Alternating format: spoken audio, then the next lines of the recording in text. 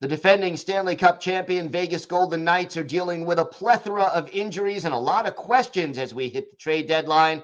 Chris Gawlik of Locked On VGK is here to talk about that and what we should expect this week. All that and more on today's Locked On NHL podcast. You're Locked On NHL, your daily podcast on the National Hockey League. Part of the Locked On Podcast Network, your team every day.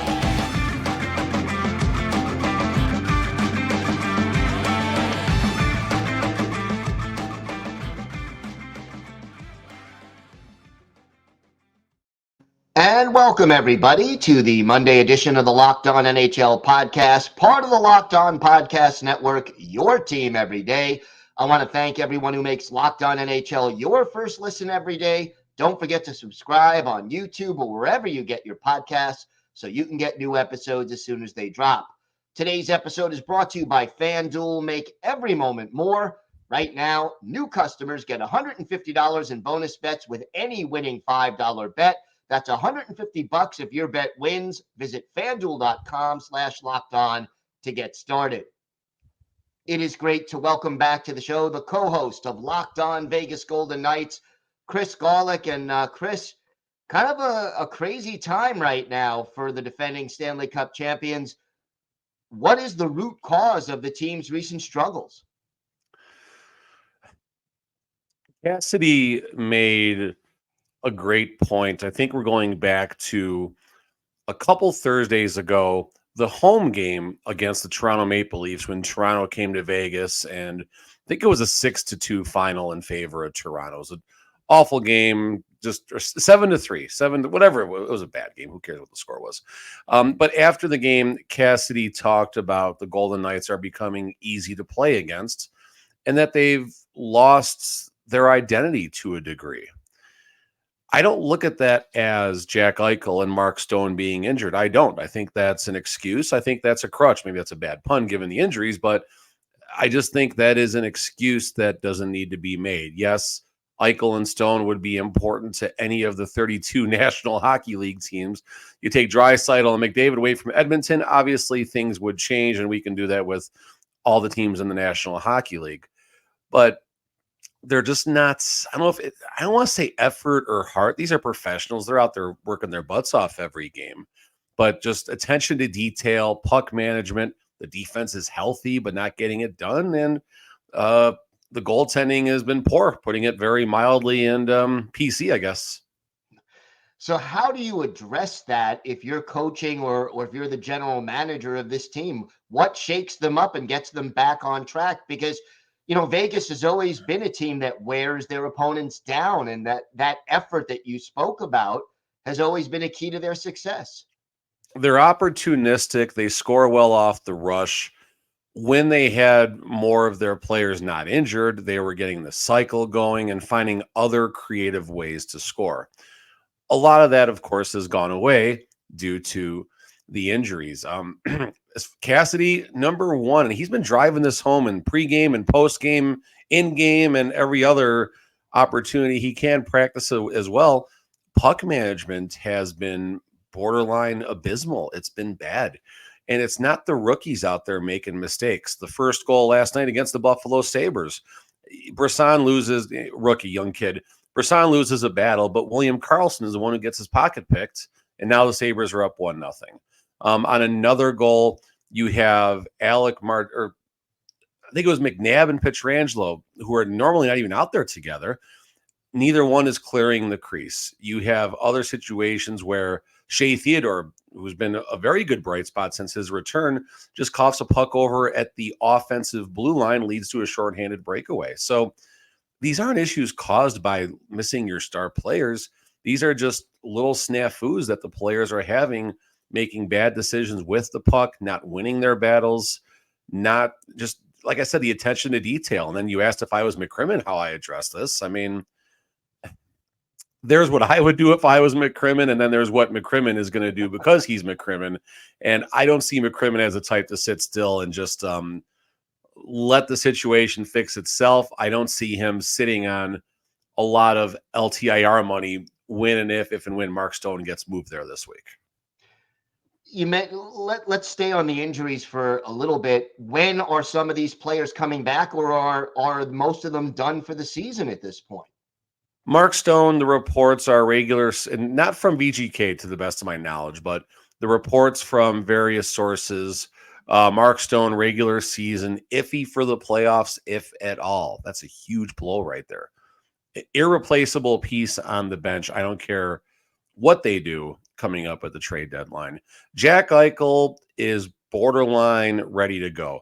He's been in a regular contact jersey, I want to say, going back to Wednesday of last week. Participated in the pregame skate Thursday, participated in the pregame skate Saturday, and any practices in between in a regular sweater. I think it's even money or better.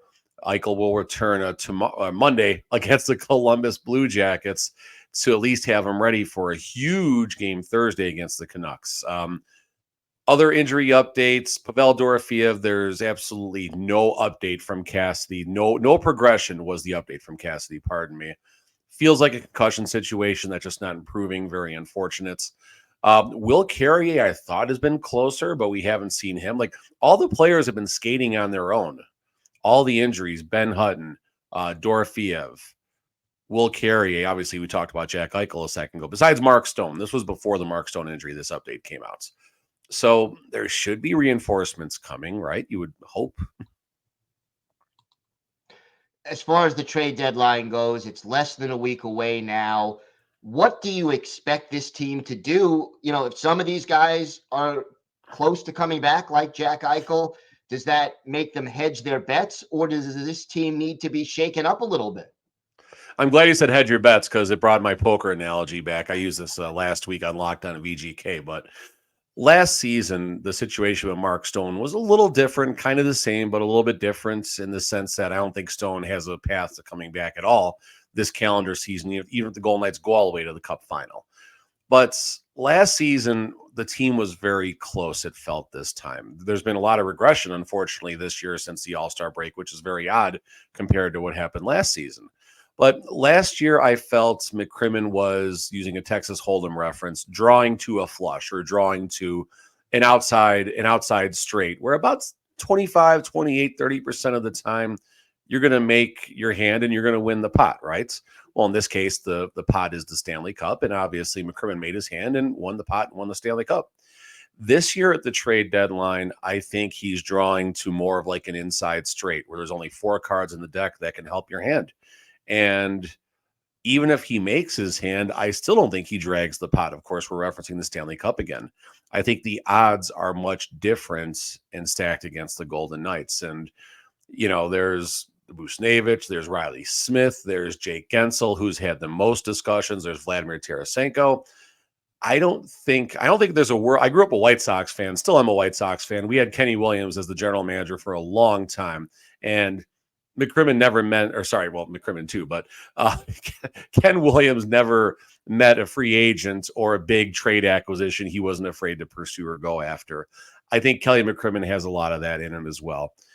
The core is good, right? There's a lot of great players on this team, all of which are Stanley Cup champions, based on, with the exception of some of the kids who have been getting some time. So I think McCrimmon will be aggressive. I think he's going to go for not one, but 2 pieces. Jake Gensel concerns me with his injury situation, not going to be even ready to go until after the trade deadline passes this week. For my money, if there's a way to get Riley Smith and then one of Buchnevich or Tarasenko, I think that would give the Golden Knights a chance to repeat. But the goaltending and the defense, see if that gets any better. And what would they be willing to part with to acquire some of these players? Can I say F those picks? I mean, listen, the Golden Knights and draft picks, it's kind of odd looking on Cap Friendly. The Golden Knights actually have their first, second, and third for the next 3 years. So that's a very something not normal. But outside of that, there's been a lot of players from the AHL getting a lot of time. Brendan Brisson is the team's probably their best prospect as far as the closest to being an NHL ready player. Scored his second goal of the season last night, power play goal, very good one-timer from the right circle. Luke Cormier, defenseman, getting a lot more time down in Henderson, did play a few games, another highly rated prospect. You got players like Mason Morelli and Sheldon Rempal getting some time, but they're more like on the fourth line. I don't see them as possibly players who are desirable in a trade, at least for a big trade. That leaves a couple players like Caden Korzak, who played a lot of time with the Golden Knights throughout the season. And then as the Golden Knights defense returned to health, he got kind of shoved back down to the AHL. And then Daniil Miramonov. Miramonov, a puck-moving, mobile defenseman who can score. Pardon me, who can score. And I think the Golden Knights were showcasing him for a couple of weeks because there were some other players on the roster, like Caden Korzak mainly, who I felt should have been getting the minutes. But then there's things like waivers you have to consider and all that stuff too. So we'll see. All right. Should be interesting to see what happens by the end of the week. Chris, why don't you tell our viewers and listeners where they could find the podcast and where they could find you and your co-host on social media? Yep, Locked On Vegas Golden Knights, anywhere you get your podcast. We do the YouTube as well, Monday through Friday. Saturday, me and my son, Christopher, we have our own Locked On VGK every Saturday morning. That's a YouTube exclusive. You can find me on Twitter at TDChrisG. That's like touchdown, TD Chris G. All right, Chris, thanks so much. Always a pleasure. Oh, definitely. We'll see. I'm curious what's going to be like the next time we meet and what we're going to be talking about.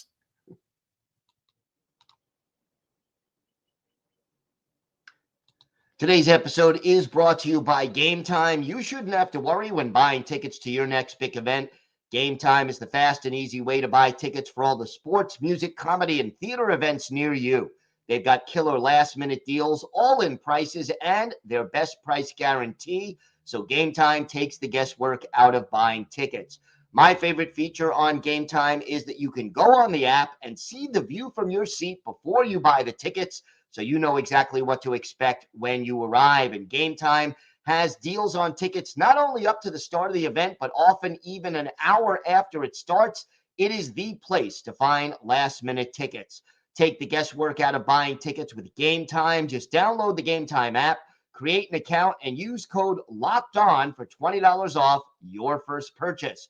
Terms apply. Again, create an account and redeem code LOCKEDON